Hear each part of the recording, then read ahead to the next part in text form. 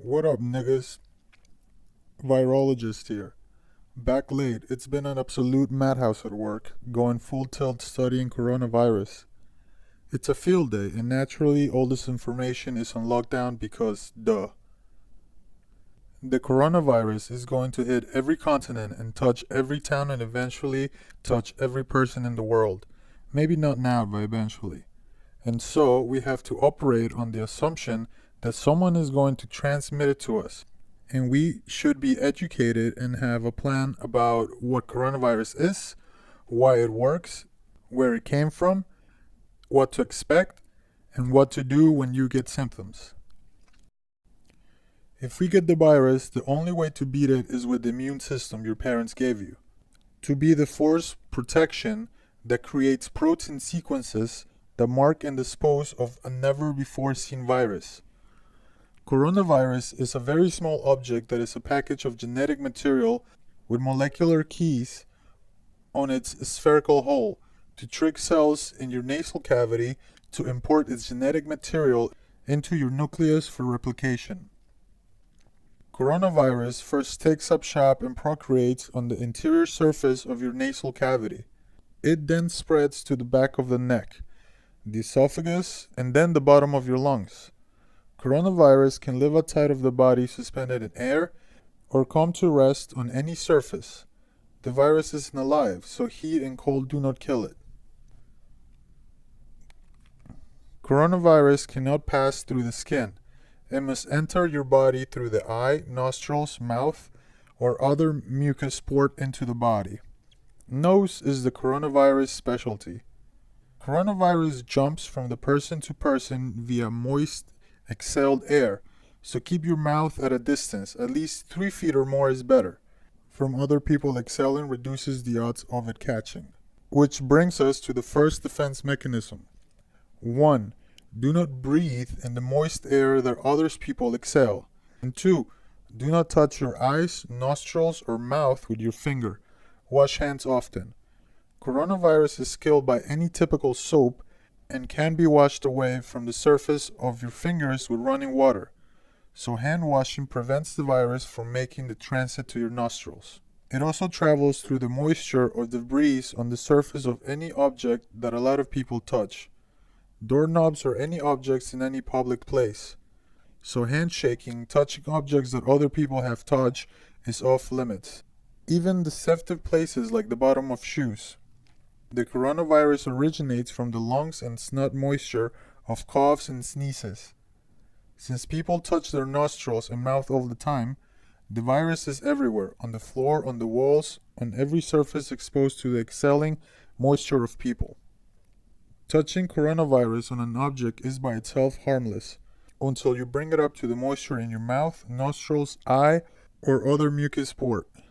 There, the coronavirus goes straight to work in a similar way as described in this long-hour video. Discovery, Curiosity, Battlefield Cell. The video described briefly. The coronavirus first lands on the moisture in your nostrils and esophagus, where it invades cells and replaces your DNA with virus's genetic material. Once hijacked, the nostril cell creates around 15,000 replicas, which burst out and infect the neighbor cells. So naturally, a stage 2 of incubation is after it's in your nose. You breathe it in, now you suck coronavirus into your neck. This progression repeats in the bronchioles, in your upper and lower lungs, causing upper respiratory infections like bronchitis and other problems. A brief class on why your bronchioles, what coronavirus attacks, are important, because they bring in oxygen to your bloodstream, duh. And you know oxygen is the final maximum greedy receptacle and terminal to receive electrons, thus creating the gradient of electrons that make your ATP synthesized molecules rotate on the surface of cells, spitting out new ATPs responsible for cellular operation. Why would I go into electron transport chain and ATP? Because this is why the elderly are dying from coronavirus. The coronavirus attacks your lungs and reduces the oxygen import and CO2 export of your lung cells. The rest of your body has plenty, but not the cells under attack, and thus the master stroke of the coronavirus is manifest. Your immune system stops functioning around the damaged lung cells. What ends up killing the patient is liver damage. I'm not sure about the magnificent and nuanced series of biotechnology events that end up in liver damage and then death, but for me, I only care about the first leg of coronavirus's journey. Symptoms are identical to the cold and flu. Your nostrils sense the coronavirus and signal to the neighboring cells and immune system to police up this area. So you get more nasal congestion and snot buildup as the first layer of defense. The coronavirus causes you to cough and sneeze because the genetic material in the virus presses the mammal key and lock neurotransmitter to initiate ejection of the nasal cavity. If a hostile bacteria, fungus, virus, or foreign elemental agent enters your body to use you as its home or food source, or if you develop a cancer, your IHC/MHC is responsible for killing the invaders or murdering your misbehaving cells. The HIC/MHC puts the cells in your body back in order after the invaders or hostiles are murdered and the friendlies can get back to work. Each kind of bacterial infection, viral infection, fungal infection, foreign elemental toxin, and cancer has a certain mortality percentage that depends on your age, genetic material, and 100 other factors. Some cancers, like skin cancer, come with a 90% chance of surviving, and some bacterial infections come with a 90% chance of death. And all the doctor at the emergency room can do is tell you, you have 72 hours to die and get your affairs in order. Some cancers, like pancreatic cancer, give you a 5% chance of surviving. Why do some people die of pancreatic cancer, yet some beat the odds, fight it off, and survive? The ones who survive had a failure is not an option, a lead crack team of HIC/MHC components that were ready for an asymmetric warfare against a worthy adversary, and killed it to death like the winner in a two-death boxing match. Your immune system is like a team of scientists. First, hypotheses are formed, analysis and tests are done to confirm assumptions, successful leads are elaborated upon, custom proteins, acids, and enzymes are created and tested for performance that identify foreign agents and affecting tissues, but do not link unfriendly tissues.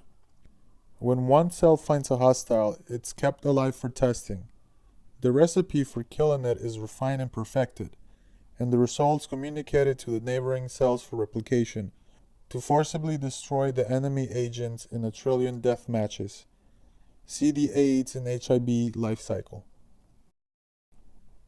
Boost the immune system by drinking lots of water, keeping stress down, which means doubling up on sleep and bed rest, which provides more energy for the immune system to focus to task on writing new proteins to identify and mark invaders. For 20 to 40-year-olds, the odds of death are like 1 in 1,000. The youngest death is 36 years old, but that person had a weakened immune system or other condition that prevented the immune system's response. The people who are dying are old or next to death anyways, or have a pre-existing condition that has overtaxed the immune system already. It's like a pro boxing player just got done with one fight and he doesn't have a rest before the next fight. If the coronavirus does get into your lungs and your immune system doesn't get a handle on it before the emergency room deep lung trauma where you feel next to death, your odds of survival are about 55%. Our odds of survival are quite good, I'm guessing. 1 in 3,000 of death, even if we do get it. For elderly parents, maybe 1 in 1,000. For sickly old people already next to death, admitted to emergency room with coronavirus, and or with pre-existing condition taxing the immune system, the odds of death are 55%. There is no miracle pill for doctors to miracle your butt back to life, because our species has overused antiviral technology and the enemy has evolved. Your immune system decides your fate.